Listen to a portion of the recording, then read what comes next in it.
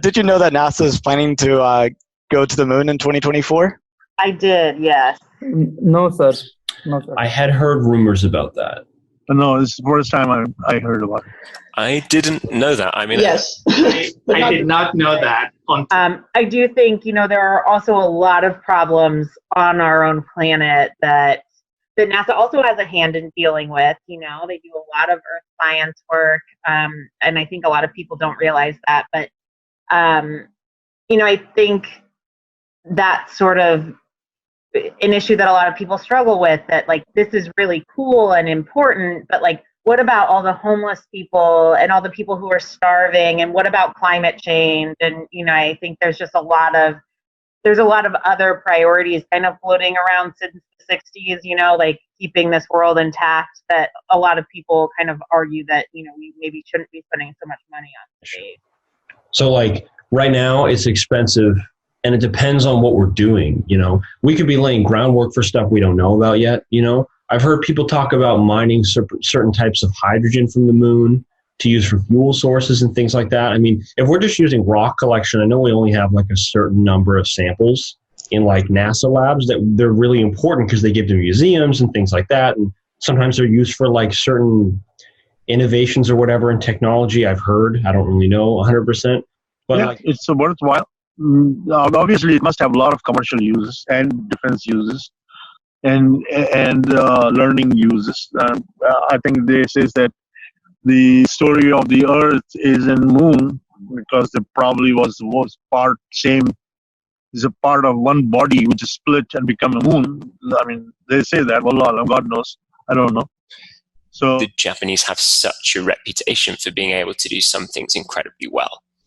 I think there is very much this kind of this ethos of, where is some of the best food in the world? Japan. And I don't think that has so much to do with sort of the agriculture in Japan as it does with, a lot of the times when Japanese people are going to put their mind to something, they do it incredibly, incredibly well. I don't know what exactly they are doing, honestly, because I'm not into that, area.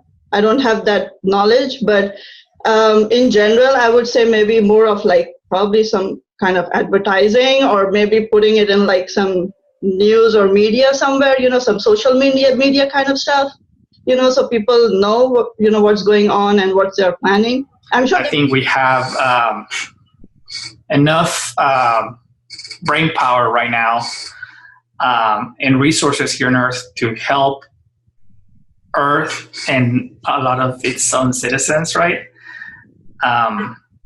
We just need to have the will to do it.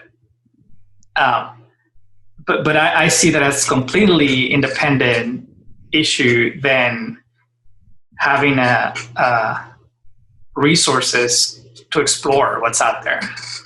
So So I tend to disagree a little bit about let's do one before the other. I think they're two independent things. It'd have to be below 10,000 probably, right? Like you could get a significant amount of people on there for below 10. People could save for many years and get there. After that, I feel like you're talking about a house, you know what I mean? Like you're getting into the like, not very many people can reach those spots. No, sir, it is a better thing today. It is 2 days or technology days, so it is very exciting for me to go to moon. I mean, like it's always like depicted in like movies and stuff that we're all gonna have this like hoverboards and like really cool like different teleportation things or something like that. So I guess that's how I see it in my head, just because it was depicted in movies, and I guess that'd be kind of cool to have in the future, if we can get to that level. Like the movie Xenon, like they were able to get on the moon and had McDonald's on the moon. Like that'd be kind of cool. That's just how I would imagine it being in 500 years. Right. Looking at the Earth from far distance, probably one of the most exciting part of this whole journey. Rather than looking at the moon, probably we like to look at the home first before we see something else. This is our nature. Hey, you look at the map, the first thing you want to see is, hey, where's my home at? Exactly. Then looking for the home. So that's the first thing, right?